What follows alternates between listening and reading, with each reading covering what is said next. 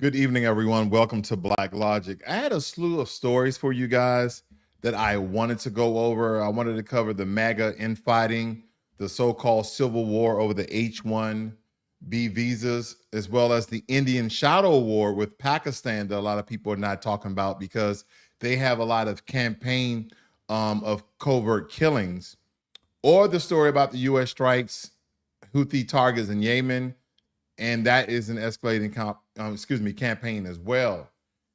But I want to first start off with the reports that the stocks surged in 2024, even as us Americans was really fretted over the economy altogether. And I just wanted to know how you guys' stocks were performing. And the reason why I asked that, because when I was looking at my stock portfolio altogether, I didn't notice some of the same things that people were noticing with their stock portfolio. And I wanted to point something out because we keep hearing the rhetoric behind when Donald Trump was in office, we made the most money as a country. And if you wasn't inside the stock market or in business of some sort, then you have no idea what people were talking about. So let me just point this out very quickly. It says, when did COVID vaccine start? Not when the actual pandemic occurred, because even then America was still doing very, very well. And I think it came out January, February time that COVID was in America, and we didn't know the severity of it. We didn't know some of the fallout from this. But I believe when this occurred, I think this was the tall tale sign when they put certain mandates on jobs. We did work for the federal government, state governments, and even some private entities, that you had to take this vaccine. It says here that vaccines have gone through and continue to go through extensive safety monitoring. Millions of COVID-19 vaccines has been given since December of 2020, And what that had me to lead into, good evening, Jermaine Anderson and Volvo, was my stock portfolio. And I want to look at my stock portfolio. Okay, I was on Tesla. I think I invested a little more in Tesla. But I want to show you guys this very quickly. I want to show you my all, because my all is very subjective. And the reason why I'm showing this is to show you how everyone is talking about the American economy and how the stock market has been performing very, very well, especially from Q3 to Q4, and how politics plays a role inside of the stock market. Because again, we have to go back to 2020 to 2021 to see how America was performing during COVID, and to solidify that Donald Trump somehow influenced the stock market to do well because he was in office. So if the only piece of evidence that you had was your portfolio, right? Here's one of my portfolios. I have one with Webull and others, and I did the exact same thing. And mind you, I'm investing in different stocks all across the board. This is a very small portfolio, but I have other stocks I've shown over the course of time when I was teaching finance. So I'll go back here. I'm looking at the months. And don't forget, COVID-19 vaccine started to be administered on a very wide scale in December of 2020. Here we go. So December 2020 here, I know you got, let me blow this up for you guys. December 2020, that's when COVID-19, anything when it comes to finance, it takes time to mature. It takes time to mature. And here we go. The top of my portfolio, $56,915, was in January. And as widespread COVID-19 mandates and people had to take the vaccine because, again, it happened in December, so COVID was in full-fledged. Look at my portfolio continue to drop. It had an uptick because we had a vaccine, but it continued to drop even though Donald Trump was in office. This is significant because when he soon came in office, my portfolio was doing very, very well. COVID-19 hit, we started to administer vaccine. Then my portfolio started to decrease significantly. Now, it kind of bottomed out here. If I were to spread this out, looking at the relative strength index and looking at my timeline across, now we started getting information, here we go, that Donald Trump wins the presidency. Now look at my portfolio. You see what I'm saying? So again, you can see huge uptick. See, you see a constant decline. You see someone, okay, it kind of increased there in value, but it still matriculated down and then bottom out. And then when he won the presidency, the hype of the economy started to raise and stock market started to do very, very well. But again, if you're not an investor, if you're not a business person, then you're probably looking at the indicators of the job market, that the job market was very, very good when Donald Trump was in office on his first term. But nonetheless, I wanted to point that out because I keep hearing those things, and a lot of people are not understanding that if you wasn't investing, if you didn't have a 401k and you was actively monitoring it, if you wasn't in business and you didn't understand the benefits that Donald Trump brought to office just because he's a businessman altogether. I'm not saying be part of the train. I'm telling you to look at the money and how you can make money just off the fame of Donald Trump, okay? You may not like him, you may not like his politics, but while he's in office, make your money. This is America, very capitalist society. You can hate it all you want. This is the country that we live in, and a lot of us love it, do we not? So, a CIA whistleblower has accused the government of gaslighting Americans in public. In a candid interview, the whistleblower alleged systematic disinformation campaigns designed to manipulate the public's perception of national security issues. These claims have sent shockwaves through Washington because now they are spilling the beans about all the information that the CIA has been revealing and concealing and hiding from the public. So now they're crying foul.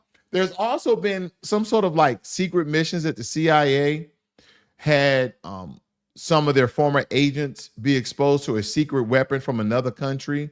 And that's not just rumors. That's like they're coming out with testimony stating that this is true. And I think it's almost 24 of them that came out with some of the same medical issues stating that they was exposed to a secret weapon from another country, but they failed to, reveal that particular country in mind.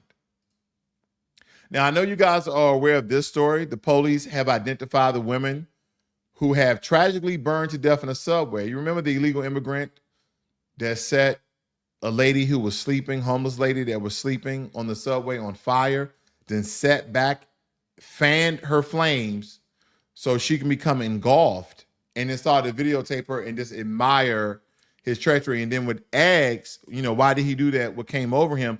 He said he doesn't recall any of the acts that he's done, that he was drunk. I wonder what he was drinking. And I never want to ever in my life drink that, because what would have you to blank out and just unconsciously set someone afire? Now, I wanted to bring this to light because I was trying to find out her ethnicity. Just for shits and giggles, because I just wanted to know, right? And her name is Debrina Quam. If you guys can't see that, here we go. Her name is Debrina Quam. And I was just thinking, I don't know the origin of that name.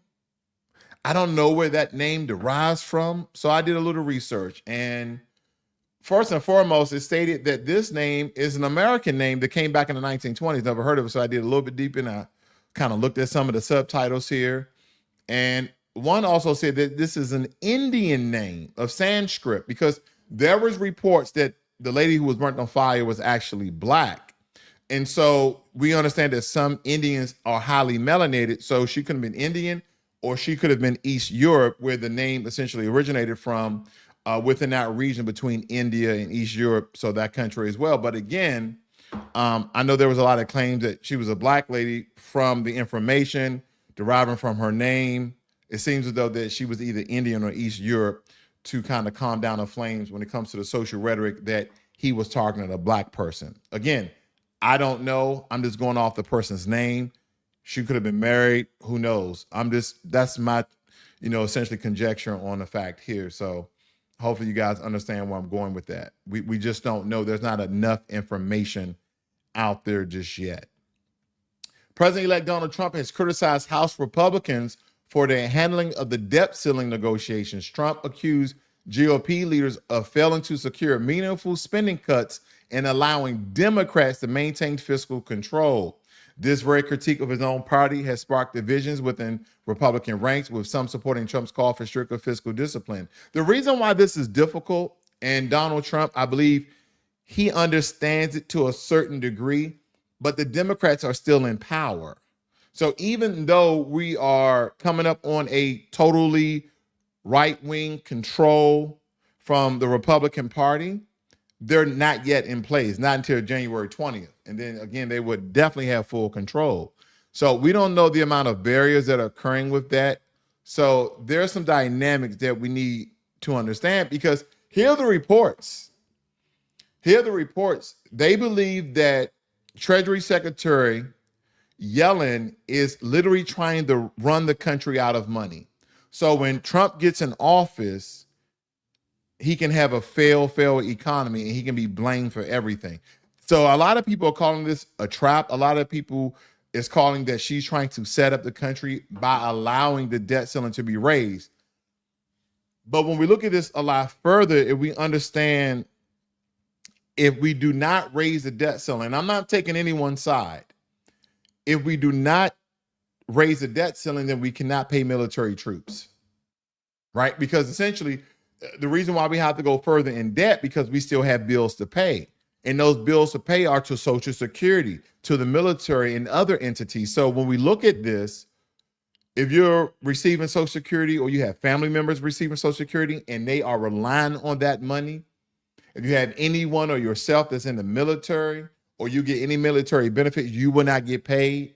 So again, this is very imperative that, one, the pure motivation of military members not getting paid, the security of America is at risk.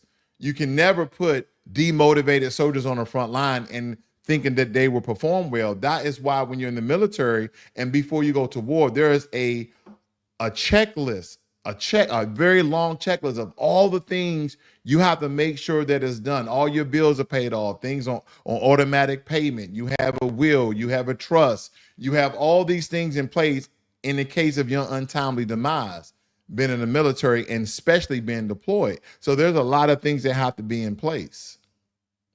So again, we have to look at the sacrifice of our country. We have to look at the foundation of our country. And seniors and military are just two dynamics we don't want to have a fallout, okay? So again, I can understand them signing this and how important that is. So I'm totally not against it when it comes to those regards. Now, Elon Musk has reignited the national debate on the H-1B visa program, calling it broken and in need of significant reform. Musk argued that the program is being exploited by large companies to undercut American workers.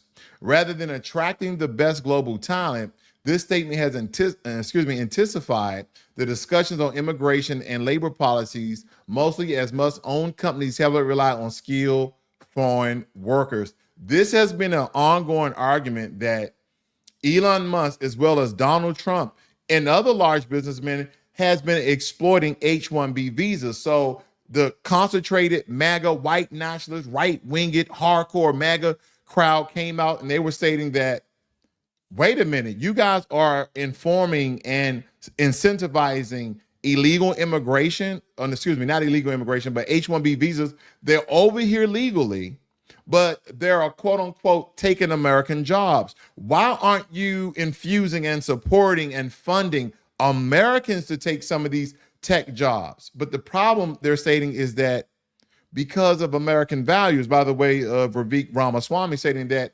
because of the American values and the American culture, is that you guys don't have a culture of hard work anymore. That's somehow turned to liberalism, where everybody want to live in a socialist state. I'm paraphrasing. He didn't say this directly, but I can understand what he's alluding to. Was he wrong?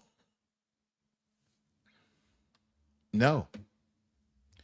And it took me some time to really think about what he said and to figure out if this was disrespectful to Americans or was this the blatant truth.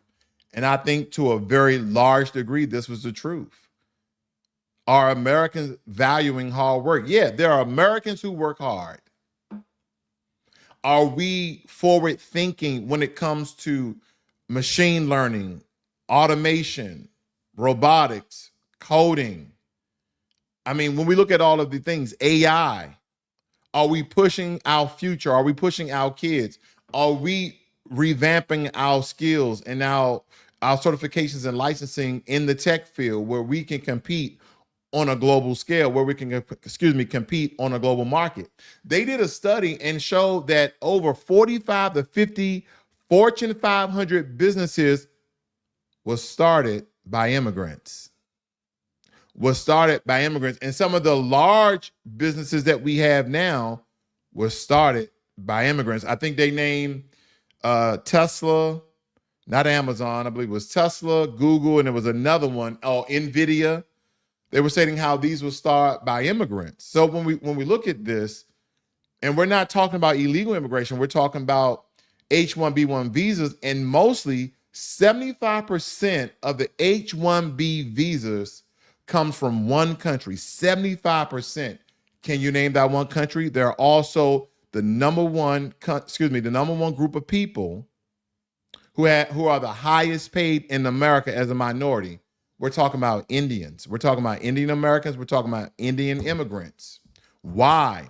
It's because majority of the concentration in their country is in the tech field. And I've been preaching this for the past 5 or 6 years. The only way that America is going to compete and have homegrown talent is by the way of the federal and in the state level and the Department of Education that puts parameters and rules and regulation that we will have at least 50% of our classes to be in coding, machine learning, robotics, AI, large language models, everything that has to do with the technological wave of the future. If we don't do that, then we're not going to be able to compete. So we have to keep getting immigrants from other countries with those skills and talents so America can stay competitive. We don't want to repeat some of other countries' way of how they've fallen. They used to be economic juggernauts, but now they have fallen to be one of the last countries on the list. Think about how European nations are frantic over their economy. For the most part, when it comes not to inflation, but to the stock market and businesses, America is still doing fairly well. And then the excitement, the energy behind Donald Trump coming to office is only incentivizing American businesses to bring a lot of jobs back to America so they can get those large tax cuts. But here's the thing. When they bring those jobs back to America, they're going to hire more H-1B visas to come over to fill the slots because there's not an American generation, there's not an American population that's ready to take on these very large and plentiful technological jobs. And I've been stating this. The truth is the truth. There's a lot of Americans that value hard work, but then there's a lot of Americans with a lot of these socialist degrees, like, psychology. Yeah, we need psychiatrists, we need therapists, but how many do we really need when we're fighting on a global market and competitiveness and natural resources? No, we need electrical engineers, coding and software engineers, mechanical engineers. We need all sorts of type of people to fulfill the jobs of America, because if not, they're going to continue to go to India. They may even go to Bangladesh, a neighboring country. They continue to grab all of these people and bring them to America, and America is changing as you know it. When you start to have people who are not homegrown, and that don't matter with your ethnic, your race, or essentially how many generations you are in America, but when you have so many people, a large concentration of people who wasn't homegrown to America, all of a sudden come to America with $200,000 to $300,000 making a year because of their technological skills, you're going to see, and I know you've been seeing it, the culture of America change. And I don't mean the bad part of culture, because everybody has some bad things about their culture, but there are a lot of good things about a culture. But American culture will have no identity.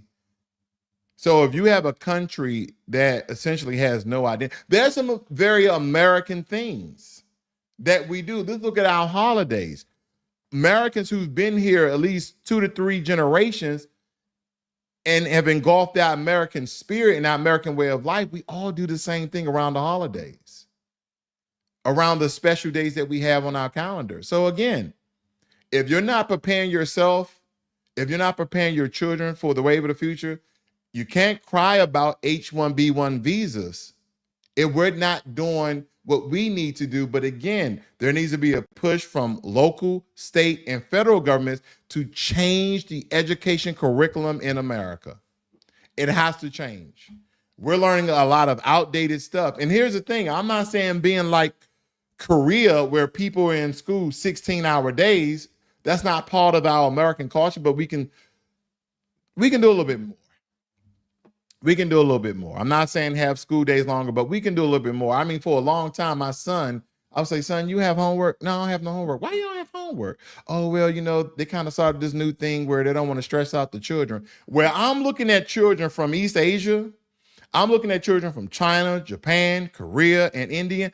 They're studying all damn day, and they come to America and live the best life. They got big houses and great cars and live on a beach. They're living better than national-born Americans because we're worried about our children going outside to play, as they should. But man, they need to study a lot more because we're in a very competitive market when it comes to technology. And believe it or not, America's probably 5 to 10 years behind educationally because we've never inputted the curriculum to infuse and inspire our kids to be in these tech fields. I know when you guys make calls or you work at a certain business and your ID department is damn near 100% Indian. There may be 1 or 2 white guys, maybe a black guy that wear glasses. I don't know. But majority of y'all tech departments and IT departments are Indian. And I'm not hating. They're fulfilling a market that America needs and wants, but Americans are not doing those jobs. A lot of our degrees are in what? Sociology. The best one you probably is kind of a neutral degree, business. People got a lot of business degrees. We need to start doing tech business. Like I know there's some sort of advanced technological business degree that we can get, but we really need to start be familiar with all of this whole information technology world that, again, is spiraling. It's spiraling here in America. So if you don't want to see America change, we really need to start preparing for the future. That's all I'm stating. Because Elon Musk stepped back on a lot of his comments, because at first he was like, yeah, I have a lot of H-1B visas. Then a lot of these companies, a lot of these companies are hiring these H-1B visas. I'm just talking about we only recruit 0.1% or 0.01% of the talent around the world to keep America competitive. Because he kind of stepped back and said, let me see how I can change this. And this is why that far-right MAGA crowd and some in a concentrated white nationalist camp were stating that they were incentivizing immigrants to come to America instead of supporting Americans to do the same job, stating that. And here's the thing, Americans, people from other country, when it comes to intelligence, don't believe that, Asians or Japanese or Chinese are smarter than Americans. No, it's not that. It's not that any group of people or any group of race is smarter than one or another. Is what you are studying majority of the time. If we have all of these language arts and English, and we're doing a lot of these social, and they're mostly dealing in math and coding and arithmetic and algebra and algorithms and all of that, of course, they're going to get more of the tech jobs. So what do we need to do? What do we need to do? Yes, everybody needs to know how to type, speak English. So that definitely should be a course. But when it comes to the tech and the math, then we definitely need to change that altogether. Because Elon Musk had to really walk back what he said, because a lot of people was calling foul because like, whoa, you're an immigrant too. you from South Africa. So a lot of people, but again, I can't disagree with Ravik Ramaswamy was saying, because it holds a lot of weight. It really holds a lot of weight. Let me see what you guys chiming in on over here before I move on. Dan says only idiots spent $100,000 on a major in art and gender, but yet they complain, but still take those majors. Really good point. Prepare your kids for the next wave, and AI is taking over, so what might be in 18 years? Absolutely. Absolutely. Them Asian kids, when I was in South Korea station, the 10-year-olds came home and studied till 9 or 10 p.m. And matter of fact, when I was stationed in Korea, I was actually over my career, I was in Korea for 4 years, but they would leave school and either go to a personal tutor or go to another night school. They was in school damn near 12 to 16 hour days. So when you go over to Japan, you go over to Korea, there's this technology all over the place, all fused throughout the entire country. Now, unfortunately, South Korea going through a lot of turmoil. They just incarcerated, locked up, charged their impeached president. So there's something else going on over there. Dan also states Musk definitely has more brain cells than 9% of Americans. So I agree with him now. That DC's posed right before I liked him before he didn't much agree. I disagree, Dan. Elon Musk do not have more brain cells than 90% of Americans. I don't believe that. I believe everything starts from the root, from the inception of that child, from the inception of that family being built and have a nuclear family and being encouraged and being motivated and having discipline in the home to do the things that we need to do to be the greatest country on earth like we've always been. It really starts from the inception of that child when that child is born. Are we pushing? Are we challenging? Are we motivating? Are we guiding their path to success? If we do those things, you will see a different America. No matter demographic, no matter where you live, generations on past, we would be a better America. So someone just having foresight or knowledge about a certain thing or speaking on why they made a business move, having more brain cells than Americans, nah, I won't disrespect Americans like that because we're very, very resilient. So again, I'm speaking for the better half of America that no, Elon Musk does not have 90% more brain cells than we. It started from the socialist sort of liberal mindset that has been infused in a lot of us from birth on in. He also said, yes, sir, those kids ran circles around me and my kid, but my kids want to go back and live there. Okay. Volvo says we're creating a microchip factory here, but we don't know anything about microchips. And again, here's the thing. This is the same thing I said to about in Africa. If you have to deal with the Chinese to teach you guys how to build roads and bridges, then do it. Now, me understanding world history altogether and how Africa was stifled in their in their evolution of being technologically sound or building a solid infrastructure with running water to every town and every township and every city, having clean waterways and sewers and filtration systems, etc., having a stable electrical grid. Because when you go to some of these countries, when I went to Ghana, when I went to South Africa, you know, somebody could cough and the lights would go off. It's just not a stable electricity like we have in America.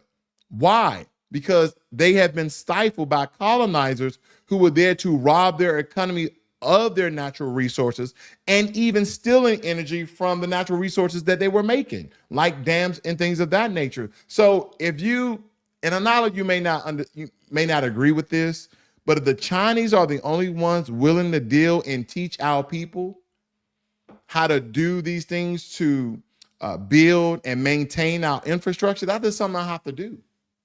Okay, you want to mine here for 5 years, but you're going to have us to own our own business. You have to empower our people if you want to take our natural resources. And that's the problem in Africa. They have a lot of corruption where Chinese businessmen are paying billions of dollars so they can build their own ports and have their own security troops and all these things, which they shouldn't have done. So countries like Mali, they're on the front stage. They're doing things very, very differently. Countries like Rwanda, they're doing deals with the Chinese. Not Mali, but again, these should be deals that benefit those countries and those countries alone. We have to understand on a very, very worldwide stage. Now, Russia has outright rejected a peace deal. Okay, they have outright rejected a peace deal proposed by Trump's transition team aimed at resolving the conflict in Ukraine. See, earlier when I reported on this on the earlier broadcast, I was stating how Russia and Ukraine had prisoner exchange, and these could be some of the first steps of a ceasefire or a peace treaty. Doesn't seem that way. The proposal reportedly included concessions that Moscow found unacceptable, further complicating any prospects for a diplomatic resolution. This rejection underscores the enduring complexities of the war and challenges face Trump's foreign policy team altogether. I think that Russia, by the way of President Putin, they want some of the land they're controlling in Ukraine right now. Like, listen, we'll do a peace treaty, but you see these towns and cities or a certain region of Ukraine that we've taken over, that has to be part of it. That is now Russia. And I think that was never part of the initial deal why Russia declined this peace treaty, because they're getting nothing out of the deal. Like, hey, we've been at war, what, 2 years? And you mean to tell me we're just going to turn around and go back to Russia? Like, no, we was fighting for something, because at the end of the day, the Russian people were like, okay, we was in war with Ukraine for what?